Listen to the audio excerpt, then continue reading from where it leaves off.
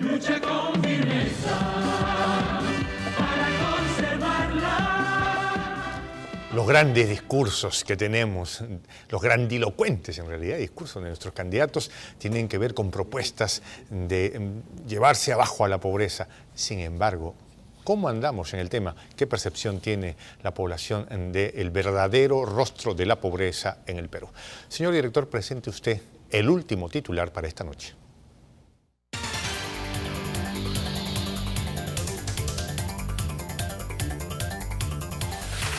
El rostro de la pobreza en el Perú. Alberto Bayac. Gracias.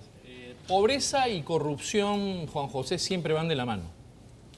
En los últimos años de vida republicana hemos podido apreciar que la corrupción ha intentado destruir la democracia representativa, los organismos del Estado, y no hay manera de que los partidos políticos, instituciones representativas o un SAR, digamos, anticorrupción, pueda solucionar este álgido problema que viene de muchísimos años atrás. Estuve leyendo el otro día un estudio del Instituto de Estudios Peruanos referente a un libro que trata sobre la historia de la corrupción y de la pobreza en el Perú. Dice textualmente, y cito el libro, que se estima que en los últimos años, anualmente, producto de la corrupción en el Perú, se han sacado, digamos, 1.400 millones de dólares, ¿ya?, procedentes del Estado peruano, producto justamente de la corrupción. Estoy mencionando el libro de Quirós. Sí, de Quirós. Entonces, haciendo, digamos, un cronograma o un estimado mínimo, en 10 años o en 20 años de no haber habido corrupción, el PBI hubiera subido 4 puntos porcentuales y la corrupción en el Perú en 20 o 25 años se hubiera solucionado. Harold Alba. Sí. Y es contradictorio porque las cifras macroeconómicas dicen una cosa, pero la economía familiar es totalmente distinta. Es el gran tema, ¿no? Es el tema. En cifras estamos bien, estamos en azul, pero la canasta familiar está en rojo. Entonces, esa es la gran contradicción. Y otra contradicción es cómo regiones como Cajamarca, que deberían estar muy bien debido al mineral, en este caso el oro, son las regiones que más decrecen. ¿O cómo es posible que regiones como, por ejemplo, Tumbes, que es frontera, y que por ser frontera y por este comercio que hay con el Ecuador, debería estar también muy bien económicamente, es uno de los departamentos más pobres? Pero sin embargo, Tacna sí crece. ¿Qué hay ahí? De repente, porque Ecuador tiene un gobierno prosocialista como el de Correa, también influye un poco para que Tumbes esté pobre, y que sin embargo Chile, que ha logrado crecer como país, influye para que Tacna esté mejor. O sea, ahí creo que hay también un par de temas que deberíamos de analizar. Roberto. Si todo anda tan bien, ¿por qué todos andamos tan mal? Y creo que las cifras pueden esconder mucho de la realidad. Y parte de ello, efectivamente, uno es por la corrupción, pero otro es por la ineficiencia en la gestión. Este gobierno, por ejemplo, creía que para combatir la pobreza había necesidad de incluir y después de crecer. Incluir para crecer. Yo soy de los que piensa que hay que crecer, pero acompañar también la inclusión. Tener bonanza económica no significa tener desarrollo ni tener bienestar, que es lo que finalmente quieren las familias. En el Perú existen 4 regiones que son las que la pasan peor. Una de ellas es Cajamarca, otra de ellas es Huancavelica. Y es lamentable porque son dos, importantes lugares, productores de minerales, de energía, etcétera, que lamentablemente no la ven dentro de sus propias regiones. Entonces, yo creo que ahí nosotros deberíamos apuntar a buscar tener un Estado fuerte, pero un Estado que llegue, que tenga un rol importante, que ayude a las familias a poder tener un mejor bienestar económico. Vamos a ver qué es lo que opinan las personas en las calles respecto a la pobreza en el Perú. ¿Ha disminuido esta? ¿Qué impresión tienen los ciudadanos? Adelante, señor director. No, porque veo que hay una bastante migración, por ejemplo, y hay mucha población a nivel de los conos, ¿no? Y ahí hay bastante pobreza, sobre todo en el cono norte, cono sur, todos esos sectores. Por eso creo que no ha disminuido en su totalidad. Bueno, yo veo igual la pobreza. Si nosotros andamos acá, solo lo que es en la capital, vemos igual, ¿no? Y cuando nosotros nos dirigimos hacia provincias, yo creo que ahí es más vulnerable la pobreza. La pobreza está peor que antes, que no hay trabajo, trabajas y no te pagan, así estamos. No, está todo igual, todo está igual, maestro. Lo que único que se enriquece son los grandes y punto. No, que va a disminuir la pobreza, cada vez estamos peor, pienso yo. Menos trabajo, menos ocupación, menos de todo. No creo que siga igual la pobreza porque hay más trabajo, ¿no? Hay varias empresas que están dando oportunidades a jóvenes como nosotros, como son los call centers o establecimientos parecidos, ¿no? La cual te pueden dar un trabajo, aunque sea con un sueldo mínimo, pero ya hay jóvenes de 18 años que están trabajando y pueden salir adelante por sus propios medios. Eso es mentira, hermano. Mira, la pobreza ha aumentado porque yo vivo en Pueblo Joven, Comas. Antes los cerros estaban vacíos, ahora los cerros están llenos. Los políticos en el Perú son una tira de delincuentes, nada más lo que son. Dicen ser ingenieros, abogados, doctores, pero no demuestran su profesionalidad. Lo único que demuestran es robándole al Estado, nada más. La gente dice la pobreza está peor y se indignan además al saber que le dicen va usted bien, que la pobreza ha desaparecido, pero cuando mira lo que cobra o la carencia de trabajo seguramente se da cuenta de la incongruencia y se molesta. Vamos a ver qué opinan las personas a través de la línea telefónica. Gracias por estar con nosotros, buenas noches, bienvenido, le escuchamos. Pero estoy viendo el programa en vivo y no le escucho su voz. Sí, le estamos escuchando. Adelante, por favor, señor. Aló, buenas noches. Buenas noches. Usted está en el programa en vivo, señor, le escuchamos. Muchas gracias, mi amigo. Le hablo de acá del departamento de Tumbes. Para mí es un honor escuchar su programa. Aló. Señor, buenas noches. Le hablo acá del departamento de Tumbes, provincia de Tarumí, distrito de Agua Verde. Adelante, señor. Usted va a escuchar con cierto retraso todo. Y a los panelistas que están ahí presentes en la mesa de reducción, quisiera decirle no lo siguiente.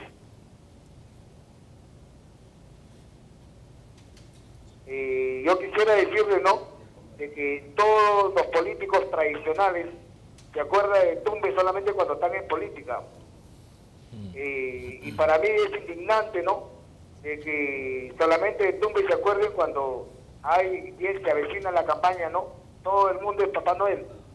Yo quisiera de que los analistas ahí que los tienen presentes en su mesa de reducción, ¿qué pasa con el programa Cepico de acá del departamento de Tumbes, mi estimado amigo? Muchas gracias. Muchas gracias a esa llamada desde Tumbes. Buenas noches, gracias por estar. Brevísimamente, adelante, le escuchamos. Muy buenas noches. Gracias por llamar. Brevísimamente, por favor. Gracias. Vea usted, las políticas de los gobiernos que han pasado han hecho que la sociedad peruana se divide en dos: los que tienen dinero y propiedades y los que no tienen, o sea, en ricos y en pobres. La clase media ha desaparecido. Eso por un lado. Por otro lado, quería opinar respecto a los medios de comunicación. Hace tiempo se realizó la Asociación de Radio y Televisión de Provincias. Entonces, nosotros queremos que nuestros espartanos de provincia nos comuniquen a la radio de acá del canal qué emisoras y qué radios están comprometidas con el pueblo y qué radios no están con el poder mediático. Esto es muy importante para saber si ellos siguen con el pueblo o ya se vendieron al poder mediático. Esto es muy importantísimo. Cuando se llega a ser gobierno, estas pequeñas emisoras deben tener un fondo que va a hacer el gobierno para las publicaciones, ayudando también a los medios de comunicación. Muchas gracias, muchas gracias. Aló, buenas noches. Brevísimamente, le escuchamos. Aló, gracias por llamar, le estamos escuchando. Muy buenos días, panelistas. Mis felicitaciones por el programa realizado en este canal. Primeramente quiero manifestarles de que en el Perú, sinceramente, nos hemos convertido en un país consumidor, un país pobre, porque nosotros no producimos nada. En este caso, el país que no produce nada prácticamente es un país pobre. Y todos los gobiernos, tanto de aquí de nuestro gobierno de turno, también nunca han por el tema de la producción. Todos los parques industriales están en estado de abandono, especialmente el Parque Industrial Villa El Salvador, un parque colapsado. Tenemos el Parque Industrial Villa El Salvador, hemos hecho un parque, hemos convertido en un parque productor y esto, pero hoy por hoy se ha convertido en un país totalmente abandonado. Este gobierno no se ha dado cuenta de que nosotros producimos, pero sin embargo hoy por hoy no se ha incluido el producto chino. Por lo tanto, el Perú se ha convertido en un país consumidor y nada un país productor. consumidor que no genera riqueza. Gracias por llamar, buenas noches, bienvenido, le escuchamos. Muy buenas noches, muchas gracias, yo los felicito porque en nuestro país existe mucha injusticia. Yo llamo desde Arequipa, quiero hacer una denuncia ante ustedes, agradecerles el valor que tienen. Hace unos momentos, Ana María Solórzano, en el canal 9, con Freddy Rosas, que es un periodista, no sé qué clase de periodista, todos los días esta congresista anuncia que regala 40 millones a Yura, 20 millones a Socabaya, y ahora ha anunciado que el lunes se está viniendo con dinero para implementar los hospitales, el Hospital Goyeneche, y esta señorita es del gobierno, Ana María Solórzano, no ha hecho nada y ahora está regalando la plata del Estado en condena con la gobernadora. Esto es ilegal. ¿Dónde está el Jurado Nacional de Elecciones? Es decir, quieren volver a salir estas personas que no han hecho nada por Arequipa, ofreciendo la plata del Estado. El viejo truco de utilizar la plata del Estado justo en momentos preelectorales. Buenas noches, gracias por llamar. Brevemente, le escuchamos. Hola, buenas noches con todos. Lo que pasa es que... ¿Aló? Sí, le estamos escuchando, por favor. ¿Aló? Sí, le estamos escuchando, por favor. Adelante con su comentario. A lo de la pobreza también se suma esto de la corrupción. Si llegara tan lejos, si llegara lo de los grandes políticos que suman a la presidencia, en cada temporada siempre se suman los alcaldes. Por ejemplo, soy de un pueblo donde en lugar de proporcionar diferencias a una quebrada, ya Parece que tenemos problemas con esa comunicación, pero bueno, ha quedado claro el concepto. Me ha preocupado esta llamada de Ayacucho, Harold. Nos dicen que Ana María Solórzano, en Arequipa, dice, uy, acá hay 20 millones acá, 5 acá y tanto allá. Y justo en estos tiempos, y la gente se indigna, porque, oye, no lo hiciste en todo el tiempo que debe haberse hecho y ahora. Sí, pues es que estamos en campaña. Y lamentablemente estar en campaña significa ser testigos de este tipo de acciones que son deplorables y que nuevamente nos devuelve a pedirle a quien llega a ser gobierno el 28 de julio del 2016 a que nuevamente apueste por la meritocracia, porque en realidad estamos así porque las personas que están encargadas de ejecutar las acciones para tener un buen gobierno simplemente no las hacen porque responden a intereses particulares y que al final, si es que hay un final para ellos, tienen recién a la población que los eligió. Entonces, por eso vienen las decepciones, por eso viene la tristeza frente a un sistema que está colapsando, pero yo tengo todavía fe y esperanza de que el 10 de abril la población va a ir a emitir un voto inteligente y que el gobierno que llegue va a tener pues que preocuparse, además de la meritocracia, de invertir en temas como educación, como cultura, como tecnología, que terminan siendo la última rueda del coche, pero sin embargo es lo más importante. ¿Se manipula la pobreza para obtener réditos políticos? ¿Todavía se utiliza eso? Es terrible, ¿no? Recordemos la década de los 90, que para tener acceso a los programas sociales tenías que pintar de naranja tu local. Recordemos todos que los comedores populares y el vaso de leche y todas las organizaciones que fueron creadas con fines más bien de ayuda, de apoyo, para poder tener un bienestar inmediato, fueron traficando con los intereses, digamos, con los pobres, con las necesidades, y se volvió un tráfico ilícito de esta mala política. Pero acá lo que me preocupa es lo que ha dicho la llamada a esta señora de Arequipa. ¿Dónde está el Jurado Nacional de Elecciones? O sea, yo creo que el Jurado Nacional de Elecciones debería de tener una postura más fuerte. Lo vimos hace poco con la Contraloría. Tuvo que haber un gran problema mediático y particularmente desde este frente, que fue el primero que alzó la voz, el primero que dijo, cuidado, hay más candidatos, que se les invite, y el Jurado Nacional de Elecciones brilló por su ausencia. Entonces, nuevamente, la debilidad institucional en un proceso electoral es terrible porque el Jurado Nacional de Elecciones tiene que hacer y prevalecer el derecho. La pobreza como campo de batalla para obtener victorias políticas mezquinas. Lo que podemos apreciar es el hartazgo de las personas que llaman por teléfono referente a este modelo de gobierno. Las estadísticas nos ilustran o nos informan de cifras económicas brillantes, pero que realmente el sentir popular nos ha demostrado, y a través del tiempo, que esa prosperidad y esa abundancia y esa economía no llega verdaderamente al pueblo. Entonces hay un hartazgo generalizado, la gente está muy cansada, por eso no confía en los políticos, y la corrupción sistemática, Juan José, en todas las instancias del Poder Ejecutivo, llámese agendas Nadine, el Poder Legislativo con los congresistas que nosotros ya conocemos, el Poder Judicial, que está plagado de inmoralidad, de corrupción, y no hay absolutamente nadie que pueda hacer una reforma estructural a través del Estado o una reforma constitucional.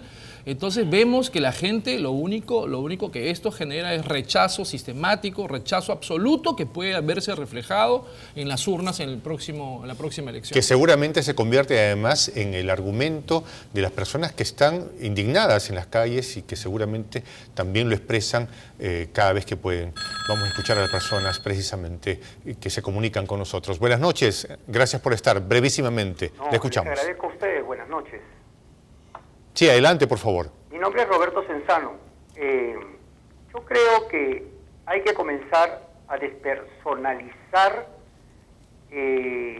a la política en el Perú. El Perú es un país atípico. Es un país que tiene muchos frentes, entre los cuales yo considero que sus analistas, a los cuales respeto y los observo mucho, pero me parece que se están yendo por las ramas. En el Perú hay 4 ejes que nos están llevando a la ruina y el Perú ya colapsó. Ellos están utilizando un término todavía suavecito en decir vamos a colapsar. No, el Perú ya colapsó, pero no ha colapsado en el sistema de su gente, no ha colapsado en el sistema de sus personas, ha colapsado en el sistema caótico que todos los países en el mundo están teniendo.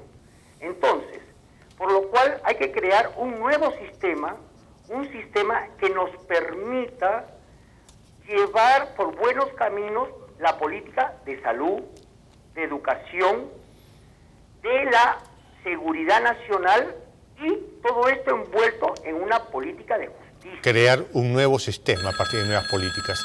Buenas noches, gracias por llamar. Brevísimamente, adelante, le escuchamos. Sí, buenas noches, señor JJ. Gracias por llamar, le escuchamos. Mire usted, José de San Martín de Porres. El sistema de pobreza en nuestro país a nivel nacional, si nosotros visitamos todos los conos, visitamos las provincias, la pobreza no ha bajado absolutamente en nada. ¿Por qué? Parece que se fue esa llamada. Buenas noches, gracias por llamar. Brevemente, adelante, le escuchamos. Buenas noches. Mi opinión en este caso es que en el Perú, antes de acabar con la pobreza a que llaman los políticos, acabemos con la pobreza mental. En el Perú, el país más rico de toda América, no puede existir la pobreza. Existe el empobrecimiento, que es muy diferente. Entonces, si empezamos a utilizar la palabra exacta, empobrecimiento, la gente va a empezar a preguntarse por qué existe esa palabra. Se va a empezar a dar cuenta que somos un país rico, pero empobrecido por los grandes capitales, por los estadounidenses que son dueños de nuestras minas de oro, de nuestros pozos petroleros. Entonces, acabemos con la pobreza mental. Usemos las palabras correctas para Muchas gracias. utilizar la mente de los demás. Muchas gracias. Aló, buenas noches. Le escuchamos con su comentario. Voy a pedirle que baje el volumen del televisor para que podamos escucharle bien, por favor. Aló, buenas noches. Adelante con su comentario. Aló, buenas noches. ¿Cómo está? Javier Vázquez Surco. Por favor, necesito que baje el volumen del televisor, del receptor. Si no se filtra, no vamos a poder escuchar. Ahora sí, adelante, le escuchamos. Aló, buenas noches. Le estamos escuchando. Adelante con su comentario. No, ahí está. Ahora sí. Le estamos escuchando, por favor, brevísimamente. Ok, Javier Vázquez Surco, un poco triste el fin de semana por lo de Ricardo, pero ahora feliz con esta nueva alianza con Renzo, apoyándolo del todo, y solo quería hacer una explicación de eso nada más, algo pequeño. Lo que me pasó, y con el tema justamente que estamos hablando, estuve en San Miguel, estacionado en un centro comercial, y justo estaba parado Daniel Urbina, que decía en su polo que apoyaba a Keiko Fujimori, conversando con otra persona. Y ellos no se dieron cuenta que yo estaba cerca de ellos y justo estaban hablando de la campaña. Me quedé horrorizado con lo que escuché. No lo grabé porque, bueno, pero solo decía en su polo Daniel Urbina y Grupo Urbina. Creo que él va al Congreso con Keiko. Se expresaban de una forma, el 100%, el 80% de la conversación era fisuras. Okay. Buenas noches, gracias por estar. Adelante con su comentario. Aló, buenas noches, le estamos escuchando. Sí, adelante, por favor. Sí, adelante, Señores, le estamos escuchando. Los felicito bastante por este canal que nos instruye bastante para seguir en estas elecciones tan maravillosas que vienen para este año, para cambiar todo el sistema que hemos tenido. Lamento bastante lo del señor Benbon, que lo han traicionado, pero también quiero que ustedes en el panel nos enseñen y nos digan qué es lo que debemos de hacer. Porque nosotros somos creyentes del señor Benbon, o sea, lo admiramos a Benbon. Mientras que él ya no está, queremos saber qué es lo que debemos hacer. Es lo que le pregunto. Muchas gracias. Bueno, ahí están los temas puestos en agenda. Alberto Bayac, hay un tema que me parece importante. No es un país pobre, estamos empobrecidos y esto tiene que ver con la mentalidad y me atrevo a pensar con los contenidos de la televisión basura también. ¿Hay relación entre la pobreza y lo que nos venden los contenidos de estos grandes medios? El Perú es un país riquísimo, costa, sierra, selva, productor de minerales, petróleo, energía. El Perú tiene absolutamente de todo. Un señor hablaba de empobrecimiento mental y tiene cierta razón. El sistema educativo también está colapsado, no hay una educación eficiente que pueda llegar pues, a los estratos sociales más bajos y la contribución, Juan José, de la televisión basura ha sido determinante. En los últimos años hemos podido ver la cultura combi, la cultura chicha. Sartori hablaba del homo videns. Entonces, ¿qué es esto? El público se alimenta de programas basura, de programas que no contribuyen ni intelectual, ni educativa, ni académicamente a nada. Entonces, es un fiel reflejo de lo que sucede en la nación. Por eso el electorado, alguien le llamó el electorado, es el que va a las urnas y muchas veces se equivoca al emitir un voto que debería ser reflexivo y absolutamente solidario. Manuel, somos pobres, empobrecidos mentalmente y ¿a dónde llega la responsabilidad de los medios y de la televisión basura? Bueno, yo creo que el Perú en esta última etapa de vida republicana tiene una espectacular posibilidad de mirar diferente el desarrollo. Hemos tenido 14 años de crecimiento sostenido gracias a lo que tenemos debajo de los pies, que es importante, pero no lo que tenemos acá, que es el conocimiento. Hoy en el mundo las economías se mueven a partir de las economías del conocimiento. El mejor estadista o el estadista de verdad auténtico es el que te habla de economía, pero también te habla de educación. Por eso el fracaso de Brasil, de tener la 9ª economía del mundo, pero la Universidad de Sao Paulo ocupar el puesto 160. Porque para poder desarrollar una diversificación económica y que la gente pueda tener oportunidades de trabajo, bienestar, desarrollo, etcétera, necesitas partir desde el nivel de educación primario, inclusive potenciar el crecimiento y desarrollo de la nutrición de los niños. Harold. Sí, y de verdad, lo que sucede es que si bien es cierto hay una gran pobreza económica, porque estamos empobrecidos económicamente, lo que hay es otro tipo de pobreza que nos sostiene, digamos, en esta especie de situación caótica, que es la pobreza moral. O sea, tenemos autoridades pobres moralmente y también hay otro tema que nosotros como ciudadanos debemos reconocer. Hay que reconocer que tenemos un país pobre porque tenemos una ciudadanía en su mayoría inculta. Entonces, mientras nosotros no invertamos en educación, en cultura, no vamos a poder tener ciudadanos y este problema no se va a resolver con programas sociales, sino con construir lo que deberían ser las plataformas del conocimiento que nos permitan acceder a la información para de aquí a mañana podamos ser un país productor y no solamente un país consumista. Otra pregunta del público. Alguien dijo, bueno, nosotros seguimos a Ricardo Belmont, díganme ustedes qué hacer. Vamos al meeting del 15, ¿qué hay? Bueno, ¿Qué le respondes? No va a haber meeting el día 15, van a anunciar el meeting que será junto con Renzo Reyardo. Les comunico más bien de que... no hay fechas, me dicen. No hay fecha todavía. El Movimiento Obras ha hecho alianza con el partido Perú Patria Segura que lidera Renzo Reyardo, y entonces lo que significa que democráticamente los ciudadanos que apoyan a Ricardo Belmont y que apoyan al movimiento Obras están en la libertad de decidir si apoyan también a Renzo Reyardo. La mayoría, y esto es algo que a mí me ha sorprendido gratamente, de espartanos, de ciudadanos que están comprometidos con Obras, están apoyando decididamente a Renzo Reyardo, y más bien a los llamados espartanos, con mucho cariño por Ricardo, hay una convocatoria para reunirnos y tratar de organizar acciones para el día sábado, 11 de la mañana, aquí en Mancocapa. Bueno, es importante señalar que Ricardo Belmont el día de mañana en su programa en la 104, en la radio, en la 104.7, hará el anuncio y especificará exactamente qué es lo que viene.